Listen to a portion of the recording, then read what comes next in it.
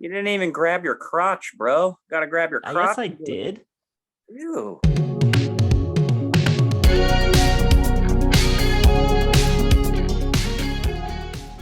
What is up, everybody? Welcome back to Taste Like Music. Jason, Joe, and Crams are here.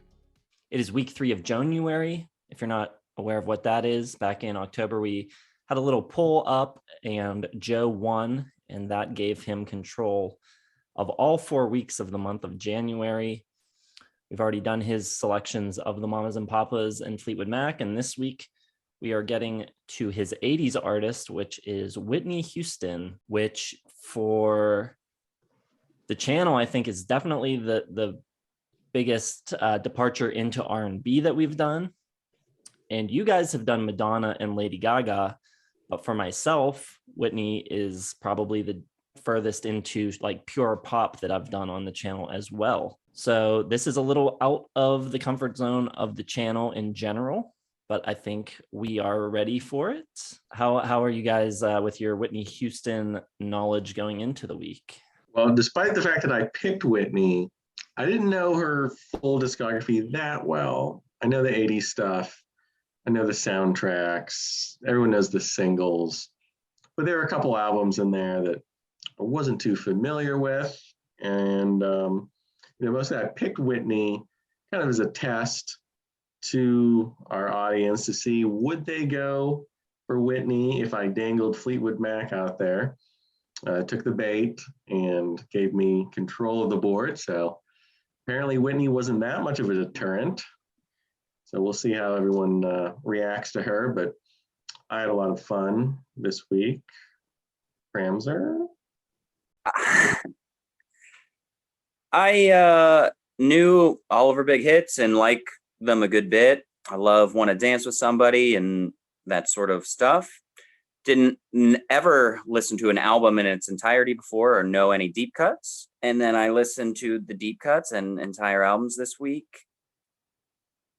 And I will be shunning Joe until next week. We cannot communicate after this recording. And that's all I'll say for now. Well, I think people in the audience are expecting me to be the big hater this week. I saw several people mention that they expected me to even completely sit this week out, probably because I sat out Madonna and I sat out Lady Gaga. But what people don't know is that my dad was a big Whitney Houston fan, had several of her records on vinyl. I remember being a very small child and listening to the debut record. He even had My Love Is Your Love on CD. He had the Bodyguard soundtrack. He had the Preacher's Wife soundtrack. And I think he even had the Waiting to Exhale soundtrack, although I tried to confirm that with my brother and it could not be confirmed. But yeah, I'm not a big like Whitney fan and I don't go to her stuff almost ever. But there is like a part of that that's imprinted in my musical DNA on some level. So this was not at all torturous for me. I enjoyed it and I'm ready to go. That was a pleasant surprise. I can kick things off. The resident Whitney lover here. At the bottom, number 7, I'm gonna go with the holiday album, One Wish, the holiday album. This one was 2003 and came right after Just Whitney. It's 2002. Her voice is slipping a little bit on this. You'd think like Whitney Houston, Christmas, like that should go together. It doesn't really. Her singing is okay. The arrangements are lacking in flair. I don't think they really play to her strengths very much, whether it's just because her voice was kind of fading a little bit, or she was just, winging out a Christmas album, because that's what every single musician does when they're out of ideas. Here comes the Christmas album. Very few of them are relevant or necessary. And this one definitely falls in the unnecessary category. I give it 2 stars. And I was very unimpressed with her version of Oh Holy Night, which is such a great song. But if you screw that one up, then your Christmas album just is toast. So 2 stars for One Wish, the holiday album from Whitney Houston. Joe, putting the Christmas album at number 7, you fucking pagan. All right, here we go. My number 7, and I don't think this should come as much of a shock to anyone. I've got I Look to You. I think it's easily the worst sounding album, not just for the production, but for her voice as well. You know, if Joe thinks that her voice is kind of disintegrating a little bit in 2003, by 2009, she's really lost all of the power, all of that sweet angelicness that she had. It still sounds good. Like, it's easily good enough to be a successful recording artist. And yeah, everything on here sounds bad. The drums especially sound really weak and distant and tinny.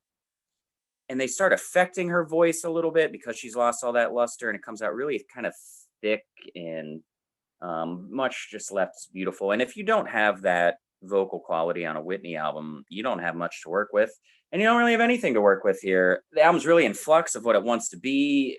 Nothing But Love as like this big club dance synth vibe, but the rest of her performance on is just like a carbon copy of like the melodies she was using on old albums. Call You Tonight's like an early 2000 pop beat that is 10 years old, like at this point, with like this twangy lead, really weird. There's nothing artistic on here. There's nothing really that artistic in her catalog. I mean, it's basically a waste of talent is kind of how I feel this whole week in catalog is. She has an amazing voice, but brilliant performer, but never really got to express herself. She's just handed terrible material to work with. Like, and the good material she does get, like A Song for You, this big confessional that suits like her in 2009, falls flat, and out of nowhere just turns into this club raver for no reason whatsoever. I did not like 1 second of this album. I got it at 1 star. That's what we're starting at in the cellar. 1 star. I Look to You. All right, my number 7. Interesting start to the video. We got 3 different ones at the bottom. I've got Just Whitney from 2002. This is right after she signed the largest ever recording contract for a female solo artist, $100 million contract with Arista Records. I was very familiar with a lot of her records and like knew the covers of even some of the ones that I didn't know. This was like one that didn't seem very familiar to me, like it kind of slipped through the cracks. So I assumed that this totally tanked, but it actually did sell, you know, by a normal artist standards fairly well. 2.5 million copies worldwide, platinum in the US, so 1 million copies in the US. So probably not paying back that 100 million yet, but not bad. I think her voice still sounds good. If you really want to split hairs about it, I think you could say that her voice sounds a little bit tighter. It's not kind of like as big and open and just like wailing freely like she's normally able to do. But it's not bad at all in a distracting way. You don't really notice it that much unless you're really paying attention. I think she still sounds better than 99.9% of singers on this record. The big problem here are the songs and the production, I think. The production really holds things back with that sort of early 2000s production that we talk about that none of us really like that much. Dear John Letter, pretty bad. One of the worst songs in her whole discography, I think. Doesn't really work. The song itself's not that great. What You Looking At, that production sounds like an NSYNC song or something. And just the subject matter of some of these songs, especially that one, is so confrontational, and she's like trying to take on haters, and she's talking about these people trying to ruin Whitney's name and all this, but I don't know, it's just it's not the right vibe for a Whitney Houston record.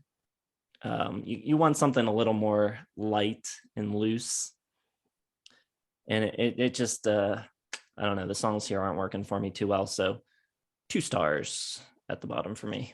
All right, that is my number 6, Just Whitney. Agree with Jason, voice slipping a little bit, still good, but I think it stands out even more when you're doing something like this, where you're going through her whole catalog and you can really kind of hear on every subsequent album, just gets like a little worse after a while. This one a little huskier, maybe a little lower register on it. And it is a rite of passage for super famous rich celebrities to have like that album where they go against the haters. Always reminds me of like Guns N' Roses Get Into the Ring, where Axl Rose called out like music critics by name. So, Whitney's, she's slipping a little bit. It's all right. Big problem here, though, is the production. More than I think anyone we've done so far, Whitney Houston is dependent on producers and songwriters to get her good material.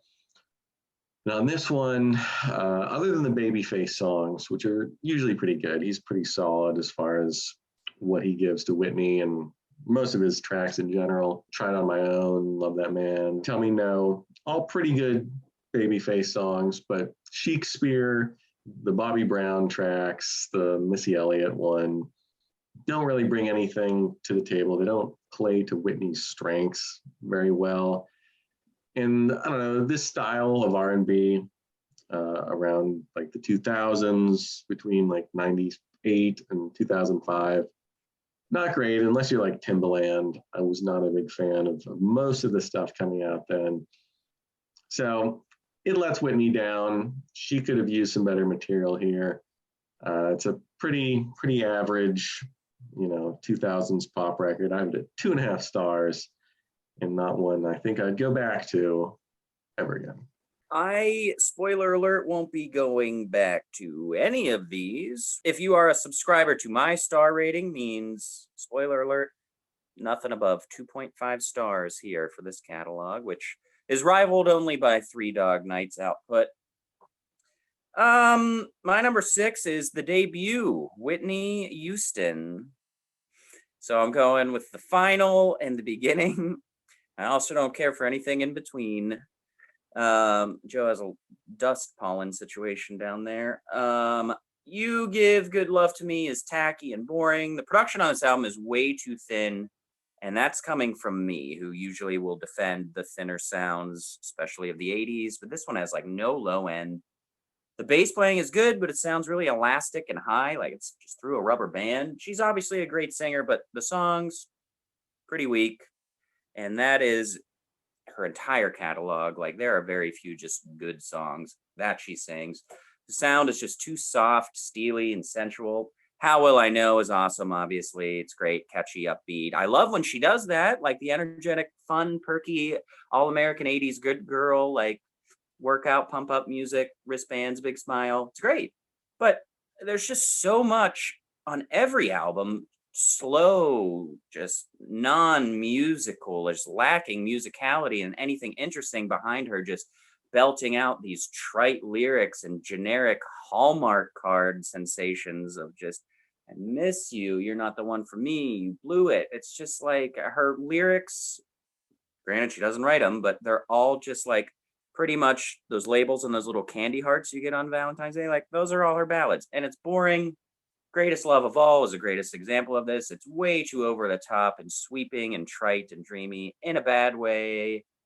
But I'll go up to 2 stars. This is just bad. It's not awful. Whitney Houston, number 6 for me.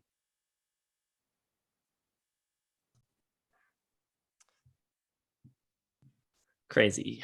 My number 6 is I Look to You, her final album from 2009. Unlike Just Whitney in 2002, I think the deterioration of her voice on this record is quite noticeable, especially on the title track, the big lead single. Her voice is sounding a little bit rough. You've got some like breaks and cracks, and they're kind of controlled and they're in pitch, but man, it really seems like a fight for her to get through the track.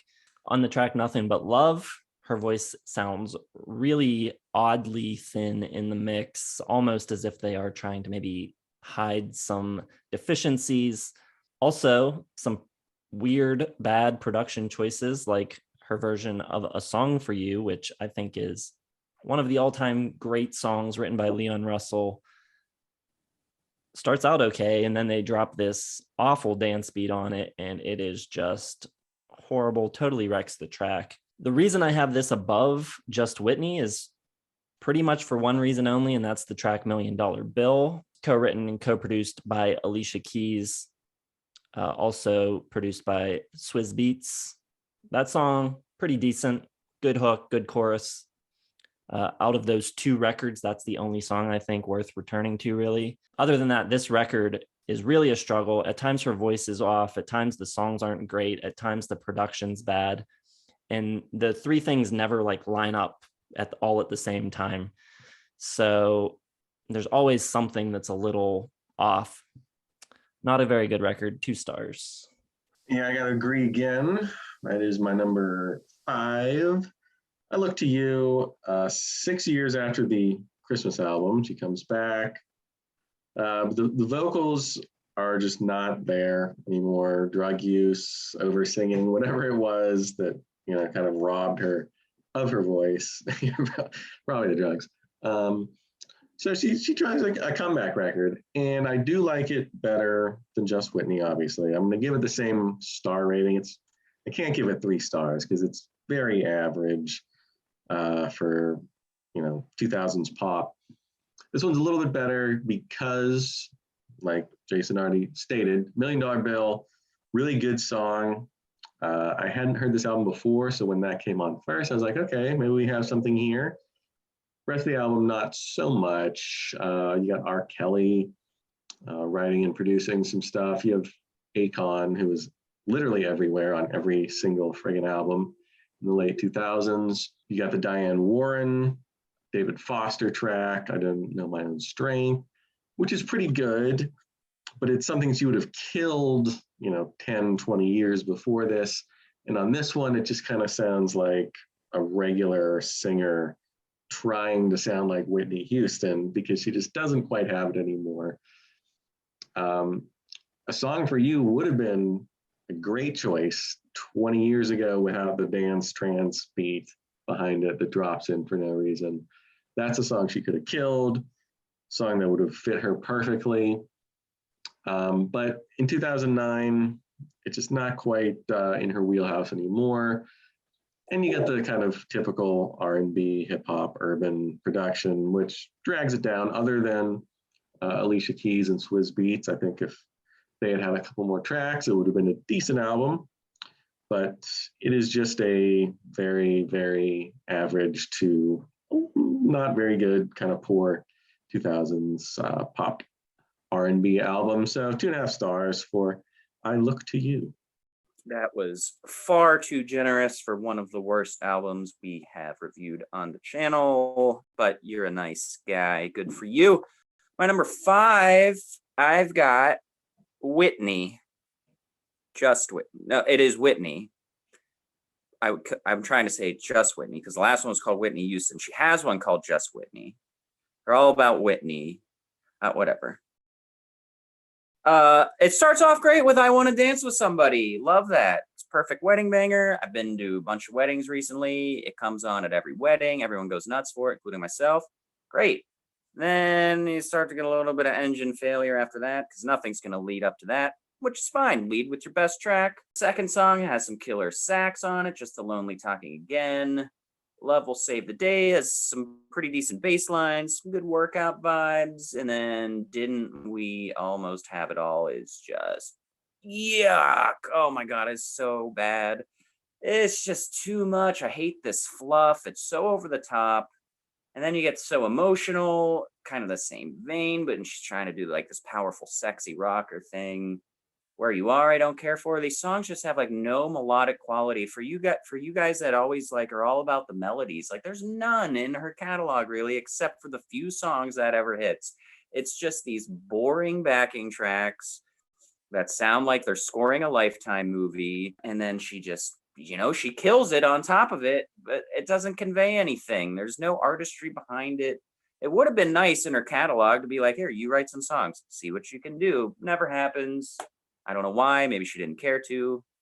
I mean, when you have $500 billion in your pocket, do you really have time to sit down and write a song? But whatever. And a lot of these ballads and the slow fluff pieces just sound like all the other ones. Like Where Do Broken Hearts Go sounds just like all the other ballads. Sorry. Other than one of the greatest pop songs ever on this is a 2-star album. It is not good. I don't know what like how you could think this is good. It's fine.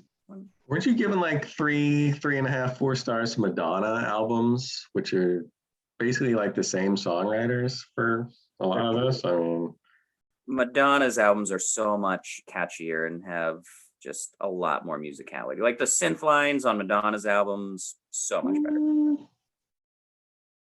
I mean, it's one thing to not like the record, whatever, that's fine. But your ranking is way out of whack if you've got that below the Christmas record. Pagans. You pagans. This is where I've got One Wish, the holiday album. She sounds pretty good on this. I think she sounds better on this than she did on Just Whitney the year before. She sounds good on the first Noel. She does oversing a bit on some tracks, especially on I'll Be Home for Christmas. Overall, it's a fine adult contemporary Christmas album with some R&B flourishes in the production. O Come, Emmanuel is the standout, I think, for sure. It's a cappella arrangement with a male backing vocal group. I think it's really good, really well arranged. There's a few spots in it where it seems like she's going to start over singing and overdoing it, but right when she's about to ruin the song, she pulls it back, and it ends up being solid. But it's better than the 2 I had at the bottom, but it's a Christmas record, so I'm not going to listen to it probably ever again. 2.5 stars, Christmas. You're giving Christmas overall 2.5 stars as a holiday? No. 5-star holiday. I'd like somebody to change it up and do like a Thanksgiving album or something. I think that'd be cool. My number 4 is going to be My Love Is Your Love from '98. Her first studio album in 8 years, although she had sold a bajillion records in the interim with Waiting to Exhale, Preacher's Wife, Bodyguard, which I believe sold like 45 million worldwide on its own. Number 1 selling soundtrack of all time. So she was not like gone from the public eye or anything. She's acting, she's singing these giant hits, but it's a pretty large break. 8 years, kind of right in the middle of your career there. Comes back after her last record, which is kind of like New Jack Swing a little bit. This one is very 90s R&B, kind of light adult pop. You got like the Wyclef Jean tracks, some Babyface tracks, some Diane Warren tracks. Lauryn Hill produces one track for some reason. I'm not really sure where that comes from, but she decided to do one anyway. And it's pretty decent. My Love Is Your Love, I could have sworn it stole Bob Marley's song. Apparently it doesn't. Wyclef Jean it's so close to like No Woman, No Cry. Like I kept wanting it to like break into the chorus, but Bob Marley doesn't even get a songwriting credit on it. So apparently it's an original Wyclef Jean. Heartbreak Hotel, you got like a Faith Evans appearance. In My Business, you got Misdemeanor Elliott popping by. Got a duet with Mariah Carey. So she's bringing out like all the big guns. And it's partially successful. I think it's as good, if not better, than most of the kind of same urban R&B pop from that time. But it's just not that interesting. It's a lot of like if you like that jittery mid-tempo hip-hop flavored pop, then you'll probably like this one. You got a couple of like the big Whitney Torch songs, the Diane Warren tracks, of course. It just doesn't have anything that memorable on it. It doesn't have like a big pop hits. No, I Want to Dance with Somebody. So it's just not, I miss the 80s Whitney already. I even miss like the Bodyguard, I Will Always Love You Whitney. This one just doesn't kind of scratch that itch for me. So I got it 3 stars. Did come out in '98, and that's the worst year ever for music. So that might be coloring in my star ranking a little bit. And I do remember when this came out, this was right when I started listening to music. So I do remember kind of the big deal hoopla around this album, but never been my favorite. Touched on something really interesting, which is to say that none of this is that interesting. My number 4 is Just Whitney. Just Whitney is what they called this one. And it starts off not so great with one of those days with some of the goofiest production I've heard in professional music. There's like a triangle or something, and it literally sounds like it's like a comic effect from like Pee-wee's Playhouse. It's like, but it's supposed to be like taken seriously. What kind of effect or atmosphere are you trying to like create here? It's also got bad horns, but please, everyone, listen to this song and just be like, why did they put this in here? As if, and this doesn't even fall into the realm of bad early 2000s production. Like there are certain sounds that come to mind, like the stupid record scratches and stupid things they do. This one is just like, what the hell? The rest of it, just not that interesting. Tell Me No is okay, I guess. Things You Say is decent. My Love, kind of a cool duet. Love That Man. I really like it has some great bass and cool arrangements. I didn't think Dear John Letter was that bad. I still only have this at 2 stars, which is to say it's a bad album, but I'm putting it ahead of the other ones just because at least it has a little bit less of the ballads and it has a little bit more like cool beats and some more rhythm and some attempt at style and coolness. What You Looking At the end, yeah, she's kind of posing, being all hard and stuff, but it's a little bit of fun, I guess. So one of her stronger 2-star efforts in my book. Number 4, Just Whitney.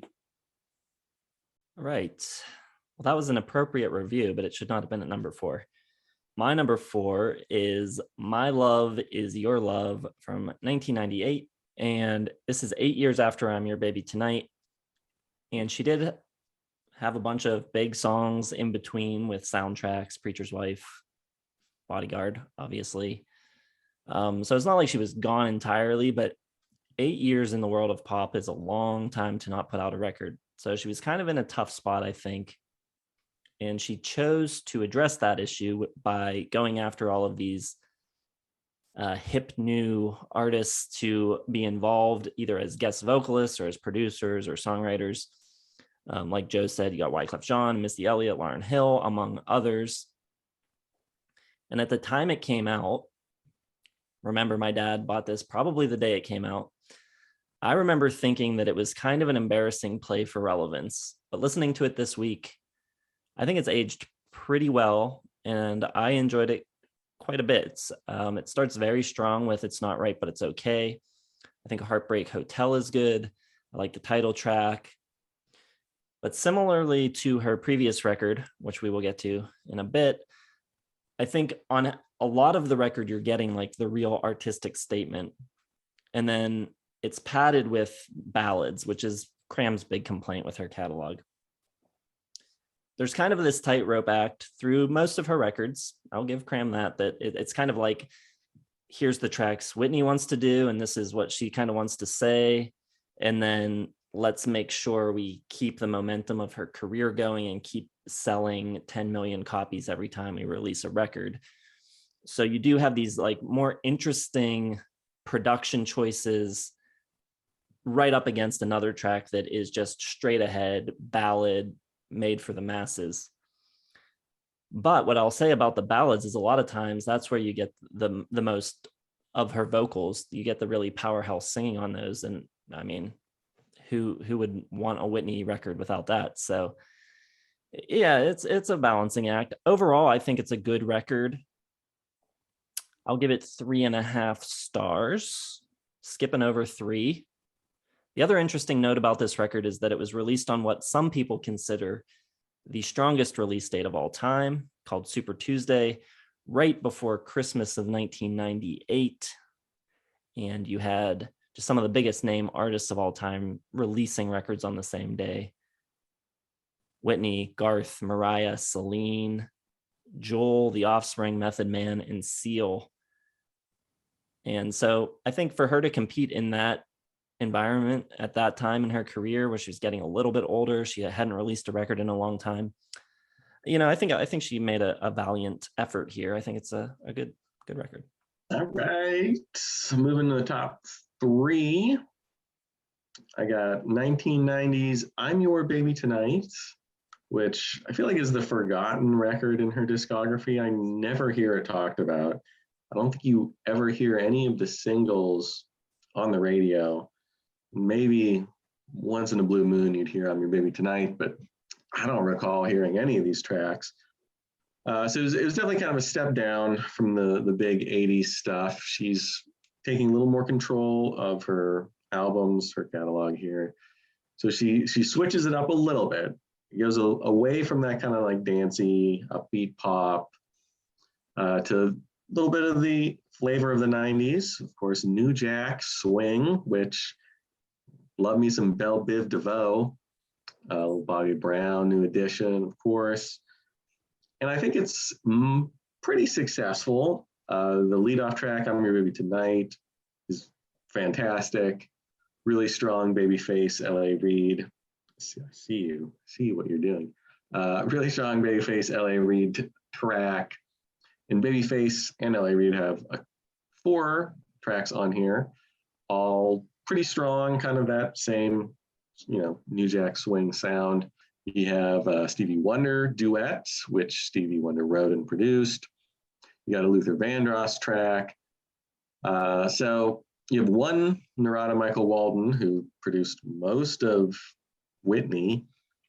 So she only brought him back for 1 track, which is interesting. So she's definitely trying to kind of forge a new sound here. And it's pretty good. But it's also kind of like a step down because it's just not as fun. Like the fun element, the dance element, missing a little bit, especially now. Maybe at the time it sounded great. But looking at it now, I miss that 80s style. And I have a kind of a big problem with the track, My Name's Not Susan. And I don't quite get like why Susan. Like it just seems like such a weird name. Like My Name's Not Susan. Okay, like is that a nickname for something, or is that like some kind of slang I'm not familiar with? Like Susan just seems like completely out of place as a name. So that track kind of bugs me, but the hook on it is all about like my name's not Susan too. So like she keeps saying it over and over, and it just kind of bugs me every time. So that put a little pall on the whole album for me. But I still like it. It's 3.5 stars. I think it's a pretty decent record for Whitney. It's such a weird sounding name to have on this new hot New Jack Swing album. It's like really formal, old school like name for a woman. Just picture like an older woman with like a wig and pearl necklace, like handing out hard counties. I'm Susan, dear. Like, why don't they just pick like a new hot name, even if it's a true story, whatever the reason for Susan is. Just pick a cool new hot early 90s name like Jacqueline or something. Like, so it's cool. This just sounds so lame and dumb. And she does say it like 100 times, and it doesn't come off like musically attractive at all. Oh my God, this is also my number 3. I'm Your Baby Tonight. I'm Your Baby Tonight at number 3, 2 stars still, but I like New Jack Swing a lot. Me some Paula Abdul, Janet Jackson, Bobby Brown. I'm in it all, but even some MC Hammer, baby. I love it, but not this album. Still just 2 stars. But you're right. The 80s fun is kind of gone. It's more mature, more grown up, far less perky. Like just trying to put a little bit of, attitude and sexuality into it. Title track, yeah, you're right, is decent. Yeah, I have the same notes about Susan. We just went over it. Should have changed it. I actually laughed out loud listening to it. Lyrics on Lover for Life and Anymore are just dreadful. Miracle sounds like all the sentimental crap from first albums. And I mean, usually albums have like 1 or 2 ballads to kind of break up the rhythm. And all these albums are just like, let's put the good, decent songs first and then just backload it with, all of the same sounding crap. And I'm over it. Number 3, I'm Your Baby Tonight at 2 stars. Susan would approve. All right, my number 3, the self-titled debut, Whitney Houston from 1985. She signed with Clive Davis, and I think she was 19 or something at the time when she signed, and they took a long time figuring out what to do with her and trying to find songs and producers to pair her with. I don't think they knew whether or not to make her a pop act or if to make her a straight like R&B act or to just do like ballads all the time and go pure adult contemporary. I don't think they really knew what she was. I think that's pretty much illustrated in the album cover and the weird, very formal kind of dress that she's wearing and that weird peach color. It's just a very strange album cover. But they settle on a couple different producers. She works with, I think, 4 different producers on the record. Each producer brings their own kind of cast of musicians with them. So you got a huge list of personnel on this record, but you get some big names in the mix. Greg Phillinganes on keys, Randy Jackson, Nathan East on bass. Richard Marx makes an appearance. You've also got a duet with Teddy Pendergrass. Jermaine Jackson is one of the 4 producers, and he duets on 2 of the tracks. So by the time this thing finally gets made, she's 21 years old when it comes out. They've spent double the budget of $200,000. They spent $400,000 making it. To me, it kind of sounds the way the backstory is. It sounds like they didn't know what to do. Not all the tracks sit next to each other that well. It doesn't flow really that well as a record. The Jermaine Jackson tracks sound pretty weak compared to the things the other producers did. I don't think his tracks sound nearly as vibrant, especially with a track like How Will I Know, which just kind of like leaps out of the speakers at you.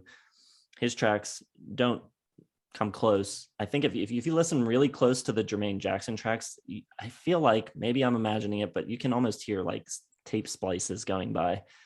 Kind of sloppy in the production department. How Will I Know, though? Awesome pop song. Love that synth bass. And like I said about the other albums, I'm torn about the ballads here. I think they are the least interesting musically, and they can be generic at times, but it gives her the best chance to show off her vocal ability, which is what you want. That's why you're listening to Whitney. I don't think there's any need for any of the duets at all. The entire time that Jermaine or Teddy is singing on this record, all you want is for it to get back to Whitney. And her voice is just so big and so powerful that even an amazing singer like Teddy Pendergrass, I think, basically shrinks down to nothing next to Whitney. She just completely dwarfs their ability. So yeah, it's kind of hit and miss. I love a few of the tracks on here. Saving All My Love for You is amazing. I like You Give Good Love. And like I said, How Will I Know is an awesome pop song.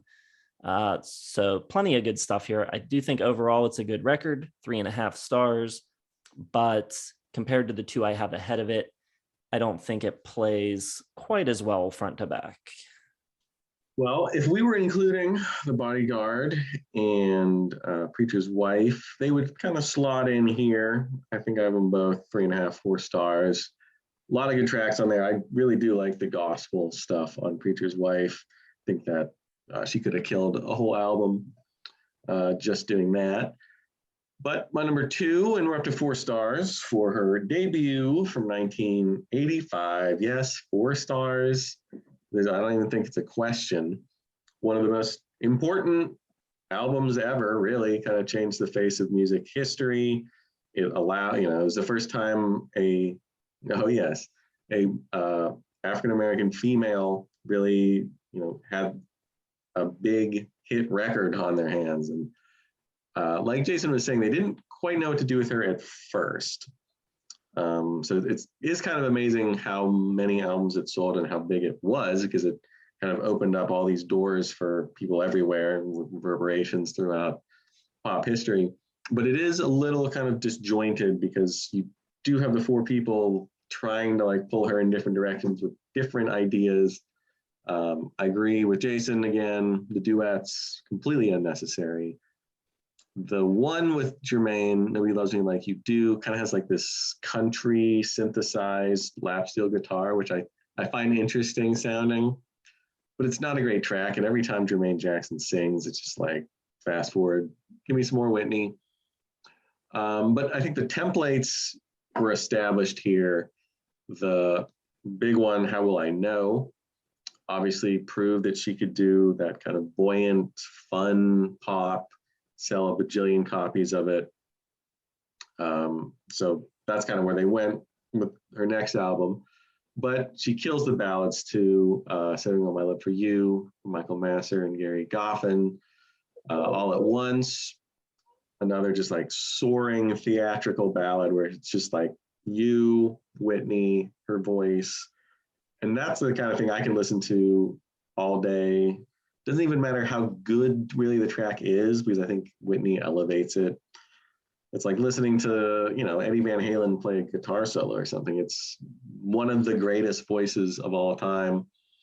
They found what she did best, and they really emphasized that on her next album, my number one, obviously.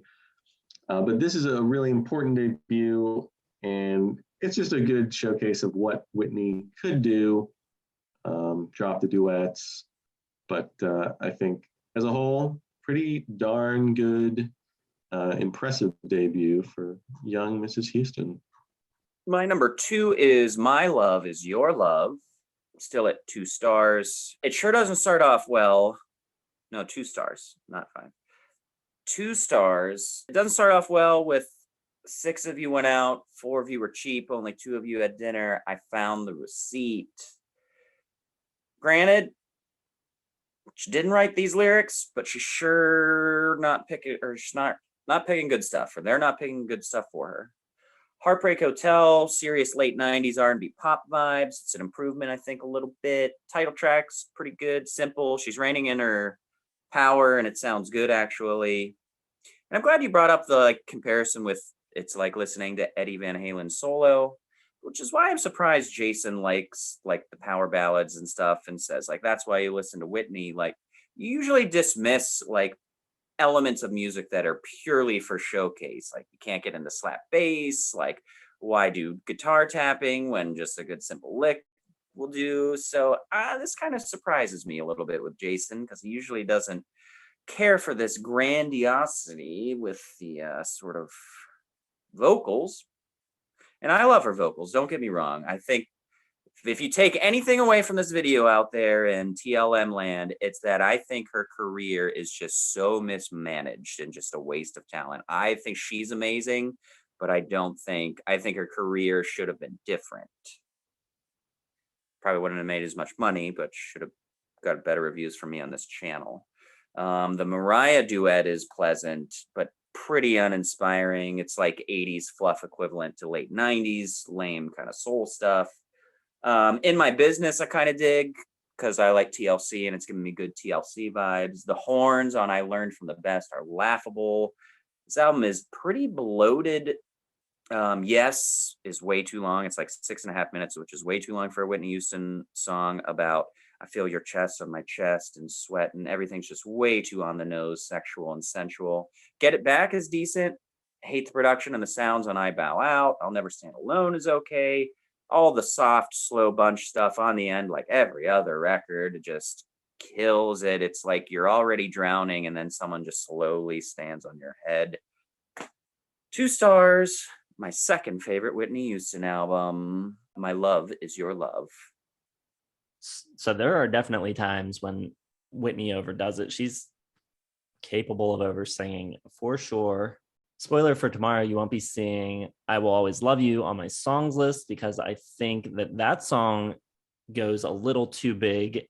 And compared to Dolly's version, Dolly just owns it. Way more emotional performance from Dolly on that track. I think that might be the only opinion me and Joe have that can gang up on you. We disagree on in this entire video. Right, buddy? But Whitney can bring the soul at times, and she can sing as good as anybody ever. So I mean, I'm a big fan of Steve Vai playing For the Love of God, because I think that's very soulful playing. So you can be flashy and soulful and I will get behind you, but you can't be just flashy. My number 2 is I'm Your Baby Tonight from 1990. As you guys have already said, this is her New Jack Swing record. She brings in Babyface and LA Reid. They produce 4, maybe 5 tracks on the record. By far, those are my favorite tracks on the record. I never really noticed before this week how much the title track kind of rips off the sound, at least, of Bad by Michael Jackson.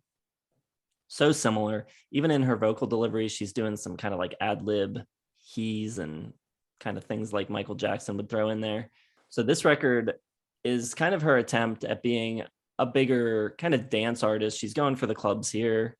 She's kind of trying to downplay the pop ballads a little bit. They're still here for sure. And I think more than any other record, this record really highlights the dichotomy between the two sides of Whitney and wanting to have more street cred and wanting to still sell 1 million records. And maybe it's not her wanting to sell 1 million records, but there are strings being pulled for sure. So I think in terms of like the two sides and the different quality of songs, I think it's a very similar record to My Love Is Your Love and the debut in terms of quality. But the songs that I like here, I like a lot. The Babyface and LA Reid tracks, I think, are some of the best tracks in her catalog. But you guys are right about the name Susan. It's a weird choice of name, but also musically, I don't think it rolls off the tongue well at all. It was a single, which I think is a bit odd. It went to number 20 on the charts though, but I think Any More, a different track by Babyface and LA Reid, would have been a better choice of a single. Love that track. I think it's awesome. The Narada Michael Walden tracks I think are also pretty decent, but he brings kind of the style from her previous 2 records. I like All the Man That I Need, but pushed up against the New Jack songs, it feels a little calculated. There is a track here with Stevie Wonder, which is really weird, very strange production. I think the production on this track is as strange as the opening track of Just Whitney. It starts out with this really weird keyboard sound and it's playing like this jazzy arpeggio and it's just bizarre. But I think the 2 voices are strong enough and together they just like will it into being a decent song. Like it starts out like this is going to be an all-time train wreck of a song. And by the end, you're like, this is pretty good. Overall, I think the first half of this record is excellent. But once you get past the pairing of songs in the middle by LA Reid and Babyface, the back half is just okay at best. So 3.5 stars again. I'm your baby tonight. Yeah, one more thing about Susan. My name is not Susan because I'm gonna shot in the dark. It doesn't show up tomorrow on anyone's top 10 list. It is such a weird word musically to like handle vocally because like the second half of it, you like swallow it. There's no way to like elongate it or make or like belt it out. So it's such a weird, like you can go Suzanne, but Susan is just so short. Like you can't do anything with it with your mouth. Just Susan, just swallow it. You were absolutely right. It absolutely is because Susan, you can't like Susan, like there's no way to like make it sound different. Like you have to hit both of those syllables so hard that it just, very odd. There's no way, as soon as you get to the Z, it's over. Like all you can do is just cap it off. Like Susan, that's it. Like there's no way. From one first name to another, Whitney is my number 1. 1987. I love this album. I've always loved this album. I'm really surprised Kramzer hates it. I knew he loved I Want to Dance with Somebody. So I kind of was thinking when we were doing album of the year, this would like sneak into his top 5 or something. That was way off. I guess I was projecting my own feelings because it is in my top 10 for 1987, 4.5 stars. And I just think it's so much fun. And I'm not inflating the grade or anything. I have it ahead of Document by REM and some other stuff. But I just throw that out there for the viewers. But I mean, starting off with I Want to Dance with Somebody, they learned exactly their lessons that they should have taken from Whitney Houston. They brought in Narada Michael Walden to do most of the album. And I think he basically just brings that 80s kind of fun, upbeat element A lot of big synths, a lot of big synth bass. Got Randy Jackson all over this one. A lot of sax, Kenny G's on a bunch of tracks. And it's just a fun, you talk about lack of melodicism or something. I think there's melodies and hooks, just every track so catchy. Even when, she's doing the big ballads, Love Will Save the Day, Didn't We Always Have It All, just massive theatrical stuff. And it's just Whitney kind of, vamping, doing the vocal arrangements to maximize her voice every inch, every, second. Just these big explosions of music. And it's just amazing what, she can do with her voice. And I'm all for her showing it off in the most overblown, grandiose way possible, which she does all over this album. I think the upbeat tracks, I Want to Dance Somebody, So Emotional, Love is a Contact Sport, all great, super catchy, 80s pop. I mean, this is a very like white record for Whitney Houston. Like there's very little urban R&B flavor. She does do an Isley Brothers cover, which is pretty cool. But she also does a song from Chess, the musical written by Tim Rice and Benny Anderson and Bjorn Ulvaeus. So like she's not going for that urban, like it's very much, let's bring in the songwriters from Madonna, Like a Virgin, and Bangles' Eternal Flame. So they know what they have. They know what they're going for. It sold 10 million albums, almost as many as the debut, which sold like 15 million. So they knew what they were doing here. That's just all about maximizing the fun, the energy, Whitney's voice. And I think they nail it. I think it's one of the better 80s pop albums. And I listen to it on the reg. Like I don't shy away from this. This is at least a couple times a year listen for me. And I think it's just the best example of all of Whitney's many talents. Good review. Good review. I won't shun you, I guess. I'm addicted to talking to you, so it's not going to happen. You boys realize what I have left? Well, Merry Christmas, Joe. I've got one wish, and I'm going up to 2.5 stars. This is a decent album. It's a good Christmas album or holiday album. I just it's not her best singing, but it's easily the best material, which is my big complaint.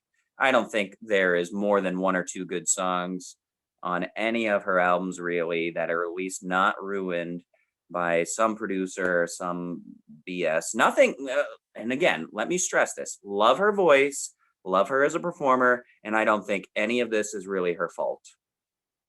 But this album's adorable. It's good. It's the best material. I'll take almost any of these songs over, just as the way they're written, over most of her stuff. I love in Little Drummer Boy when she goes, "Sing, baby," and then at the end she's like, "That's my baby," and then she takes over. Yeah, it's just the best group of songs in her, in her catalog. Every one of her albums has songs that I'm just like, next, next, next. This one I'm like, okay, and that's all I can do. 2.5 stars. Number one wish. We got Blur next week, everybody. Ridiculous. I'm with Joe. The best Whitney Houston album is Whitney, 1987.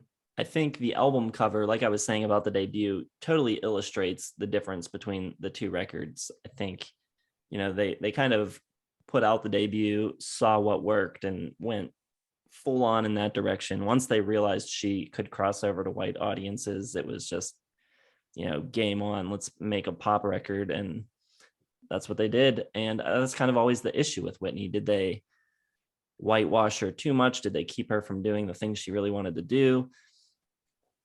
It's a bit controversial in a way, but I don't think you can really deny the quality of the material here being better than it is elsewhere in her catalog. I think it's a really well produced and well made record with the best hooks, basically. It had 5 US top 10 hits. The first 4 of those went to number 1. which combined with the last 3 from the previous record going number 1 gave her 7 straight, the most ever by a female artist to that point in time. The streak was broken by this record's 5th single, Love Will Save the Day, which only peaked at number 9. That one was produced by Jelly Bean Benitez, who was my boy in '85 with my worst song of the year. But I like that song. I think he redeems himself with that one. I Want to Dance with Somebody is an immaculate pop song. Her voice sounds incredible on it. I think in general, her voice is noticeably stronger on this record compared to the debut, which is impressive to be able to improve on something that was already so good. But I think this is the record where she really became the best singer in the world. Just the Lonely Talking Again is a great jazzy R&B tune. There's a great atmosphere on it. I love the space in the mix. Gives her a ton of room to work. The reverb sounds great. So Emotional is a great pop song. I think the weak link on the record is Love is a Contact Sport, which I think is just a dumb title and a stupid lyric. And I don't think the hook is really that great, but it's not the worst song in her catalog. For the Love of You, I think has a really cool laid back groove too. Again, Cram's not totally wrong. The ballads are a little over the top, a little generic, but just listen to her voice. I mean, it's mesmerizing. It pulls you in. It can make the worst song completely listenable and enjoyable. And I just think she is completely charismatic on this record. And, you know, you say like a singer can sing the phone book, and basically that's what she's doing. She's singing these ballads but it's amazing. And she is so good. She can sing the phone book and actually make it good. And it's a 3.5-star record. She doesn't get the 4 stars because all the records do have that problem, like a little too many ballads, a little bit of a struggle between like trying to do something more artistic and feeling like there's some strings being pulled behind the scenes by producers and things to make sure that she remains as marketable as possible. That kind of never really goes away, but she's Whitney Houston. She can pull it off anyways. 3.5 stars. Whitney, number 1. Have we done a ranking where you haven't gotten to 4 stars? Oh yeah, we've done. I don't think I got to 3.5 with Eurythmics. Well, yeah, my closing thought is like what you were kind of just touching on, and I've said over and over, like, I don't think any of this is her fault. I'm Robin Williams in Good Will Hunting with her, just like, hey, it's not your fault. Because I don't think she has a good catalog, but I think she's an amazing talent. So, yeah, I mean, and you're right, like, she can sing the phone book and make it listenable, which is exactly what I think happened. I think these songs are like the phone book, and instead of them all being 1 stars, she gets up to at least like, you know, it's professional sounding lousiness. So, I mean, her voice isn't lousy. Please. I know somewhere in the comments, someone's going to be like, how can you think she's a bad singer? And you even listen to me. Come on. No, I tuned you out long ago. My only question is, you seem to like a lot of this '80s pop, and it's just I don't know where the disconnect is between like this Madonna. You know, you have Thompson Twins, for God's sakes, winning in 1984. This output is far superior to anything the Thompson Twins have ever done. That's not even a question. My final thought is, I love Whitney Houston's voice. I love the big ballads. She could have been a Broadway star, and I would have loved to see her on stage doing Chess, or I don't even know, you know, West Side Story. It doesn't even matter. Whatever she does and sung sounded great. Tragedy would happen to her, but she opened a lot of doors for a lot of different people, sold, you know, like a jillion records, 45 million for The Bodyguard, 3 Diamond awards for albums. So I'm a big Whitney fan. What can I say? I mean, I love her fun pop songs. I mean, it's likely that Want to Dance with Somebody will make my chart list, but like, I was just shocked at how much of her catalog is just saturated with slow, boring, just fluff pieces. I don't that's the disconnect. Like, I love a good, fun 80s pop song with great production, and her albums very rarely have great production. So maybe that's the disconnect. I enjoyed the week a lot. I mean, I don't think that I'm going to be listening to Whitney Houston all the time now, but I liked her before. My appreciation has gone up. But also, it was kind of a sad week. It's kind of a bummer listening to the trajectory of the records and the quality declining at the end. And I wish she was still around, and I wish that the records that she did make had, more of her personality and less of these ballads. Well, I got one more thing before we go. Respect for Mr. Reese, all-time high. Respect for Ryan Kramser, all-time low. So that's where things are trending right now.